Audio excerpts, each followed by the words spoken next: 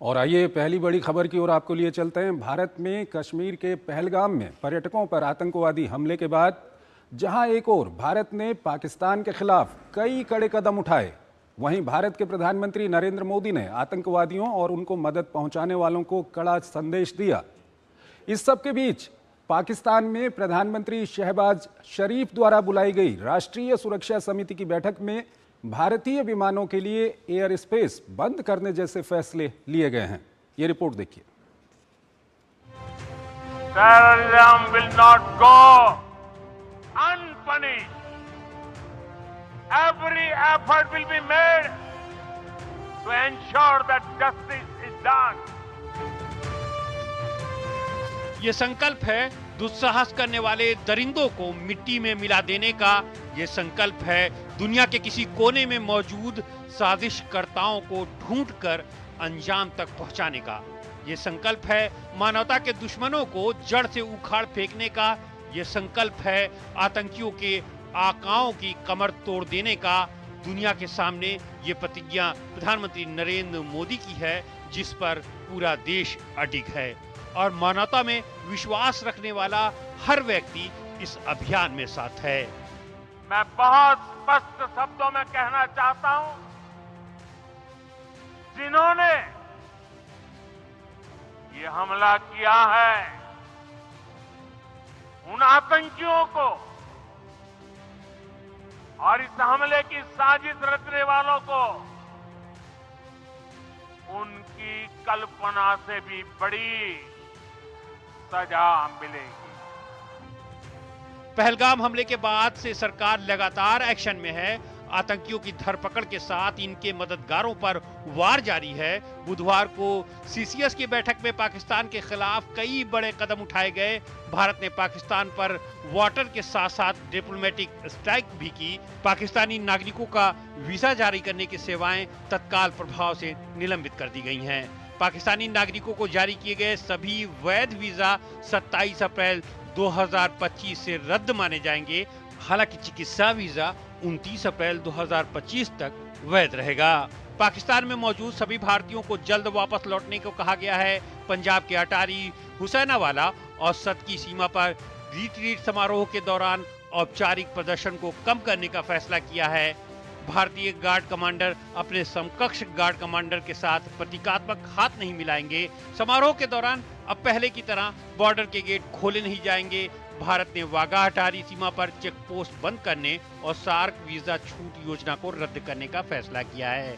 भारत ने 1960 की सिंधु जल संधि को तत्काल प्रभाव से निलंबित कर दिया है। ये स्पष्ट संदेश है कि खून और पानी एक साथ नहीं बह सकते हैं। इस बीच भारत ने विभिन्न देशों के राजनयिकों को दिल्ली में पहलगाम आतंकी हमले पर जानकारी मुहैया कराई।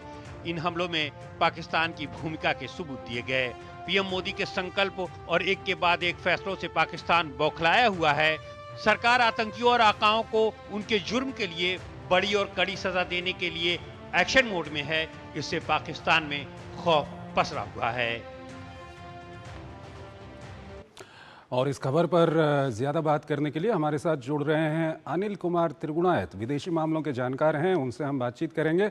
अनिल जी, बहुत बहुत स्वागत है आपका हमारे इस कार्यक्रम में। अनिल जी, जो घटना घटी है उसके बाद आज प्रधानमंत्री मोदी ने कड़ा संदेश दिया है आतंकवाद को लेकर और आतंकवाद के समर्थकों को लेकर के।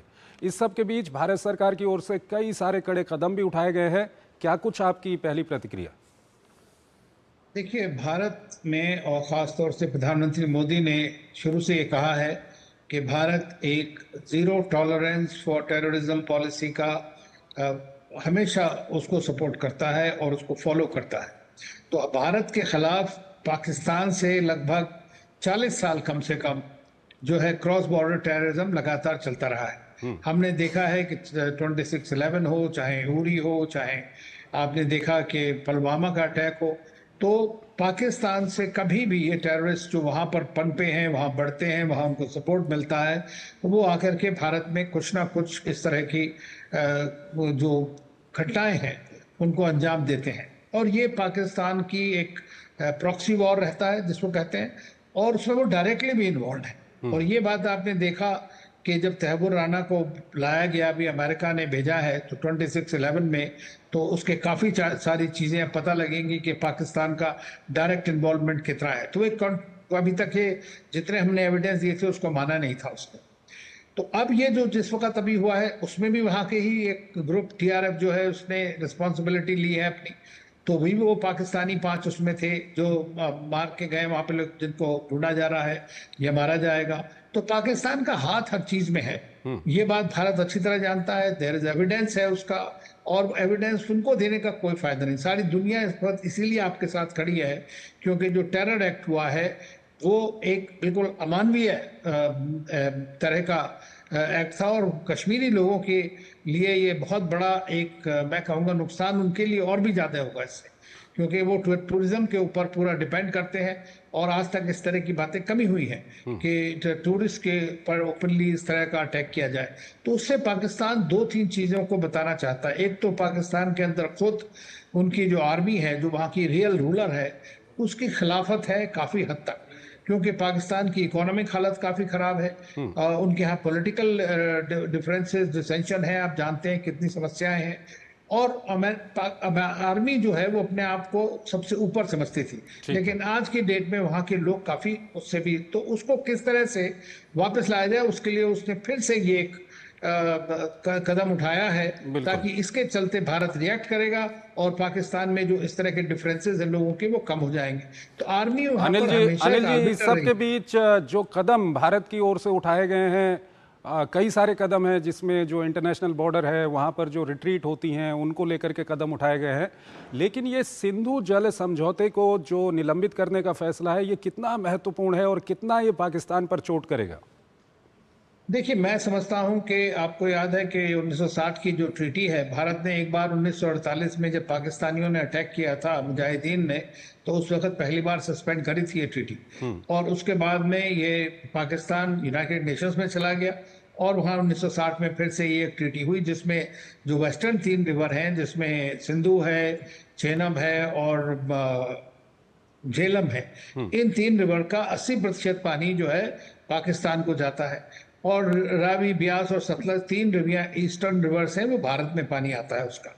लेकिन भारत के थ्रू होकर के जा रही हैं ये सारी रिवर्स, तो भारत का उसमें कंट्रोल है। लोअर राइपेरियन स्टेट है, तो पाकिस्तान के पंजाब और सिंध के जो इलाके हैं वो 90% पूरा इसी पानी के ऊपर में उनका एग्रीकल्चर, उनका पावर प्रोडक्शन और उनका जो सस्टेनेंस है वो इसके ऊपर डिपेंड करता है। तो अगर पूरी तरह आप रोके भी नहीं, उसका टाइमिंग को चेंज कर दें, कम और आगे बढ़ा दें, तो उनका फसलों पे और हर चीज़ के ऊपर, वहाँ की जो डे टू डे लिविंग है लोगों की, उसके ऊपर एक बहुत बड़ा असर हो सकता है। तो मैं समझता हूँ कि ये भारत का एक डिप्लोमेटिक लेकिन बहुत फर्म जो है डिसीजन लिया गया है। वहाँ पर कई इलाकों में बाढ़ भी आती है और भारत का जिस तरह से इसमें नियंत्रण है, और भारत इस संधि के हिसाब से अगर नियंत्रण ना करे तो ये भी क्या पाकिस्तान के लिए एक बड़ी समस्या हो सकती है?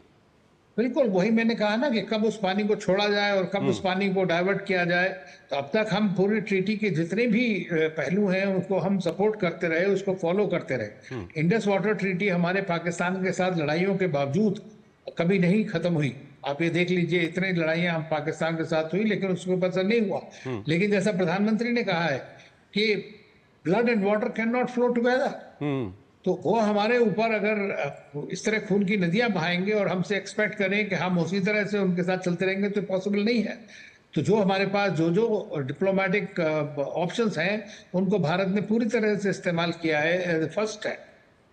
अनिल जी, एक सवाल और उठता है कि अच्छा होता है कि पाकिस्तान सामने आता, अपनी गलती स्वीकार करता, ये सब जो हादसा हुआ है इसको लेकर के वो अपनी बात, आपने जब उनको पूरी तरह से 26/11 के लिए हमने डोसियर बना के कितनी बार दिया, जब पठानकोट और इधर उधर जब हुए तो हमने कहा जॉइंट इन्वेस्टिगेशन करिए आप हमारे साथ, तो वो उसको आपकी वीकनेस समझते हैं। तो वो अभी आज जो उनका स्टेटमेंट आया उसमें भी उन्होंने इस तरह की बात की है। तो लेकिन पाकिस्तान अपनी हरकतों से बाज आने वाला बिल्कुल नहीं है, क्योंकि ये वहाँ की जो डीप स्टेट, जिसका मतलब उनकी आर्मी और उसकी इंटेलिजेंस है, उनकी जो रोजी रोटी है वो एंटी इंडिया कैंपेन के ऊपर ही चलती है। तो वो माफी मांगने का तो सवाल ही नहीं पैदा होता कि वो आपसे आके कहेंगे कि साहब हमसे गलती हो गई, तो एडमिशन ऑफ गिल्ट है। लेकिन अभी तो हम बता रहे हैं कि हमने जब उनको पूरे के जो जिसको कहते हैं कि सारा एविडेंस भी प्रोवाइड करने के बाद में उसको नहीं मानते, वो उसको होल्ड नहीं करते हैं, तो आपके कहने का क्या एतबार करेंगे? वो तो बार बार उसको करेंगे। तो उनको सिर्फ वो कहते हैं ना, छठे साक्षम समा चले, तो उनको जैसा है उसको दंड उसी तरह का देना चाहिए, और तभी वो उस बात को समझ सकता है। अब देखिए, ये अगर इंडस वाटर ट्रीटी की वजह से, सस्पेंशन की वजह से वहां के लोगों में रोष बढ़ेगा और वो समझेंगे कि किस तरह से पाकिस्तान की जो डीप स्टेट है वो उन्हीं के लिए घातक है। जैसे आज की डेट में इन्होंने कश्मीरियत के नाम पर, कश्मीरी लोग को सपोर्ट करने के नाम पर वहां पर सारे टूरिस्ट फंस जाएंगे, तो वहां के जो लोग हैं कश्मीरी लोग, उनको कितना बड़ा नुकसान होगा इससे। अनिल जी, अंतिम सवाल आपसे जानना चाहेंगे कि ये जो हमला हुआ है, आतंकी हमला पहलगाम में, उसके बाद भारत ने जिस तरह से अपना पक्ष रखा है अंतर्राष्ट्रीय समुदाय के सामने, और अंतर्राष्ट्रीय नेताओं का, भारत के नेताओं से अंतर्राष्ट्रीय नेताओं ने संपर्क भी किया, प्रधानमंत्री को कई लोगों ने फ़ोन भी किया है, तो भारत अंतर्राष्ट्रीय स्तर पर इस मामले को रखने में किस हद तक सफल हुआ है, इस वाले मामले को? देखिए, जहां तक मैं समझता हूं कि भारत आज की डेट में जो काउंटर टेररिज्म में, टेररिज्म की खिलाफत करने में सबसे अग्रणी भूमिका निभाता है। भारत ने यूनाइटेड नेशंस में भी एक comprehensive convention of international terrorism को फ्लोट किया था, वो आज तक पूरी तरह नहीं हो पाई है। प्रधानमंत्री मोदी ने जाकर के यूनाइटेड नेशंस में खुद बोला था कि आज तक अनफॉर्चुनेटली इंटरनेशनल कम्युनिटी टेररिज्म की डेफिनेशन तक को नहीं समझ पाई है, ना डिफाइन कर पाई है।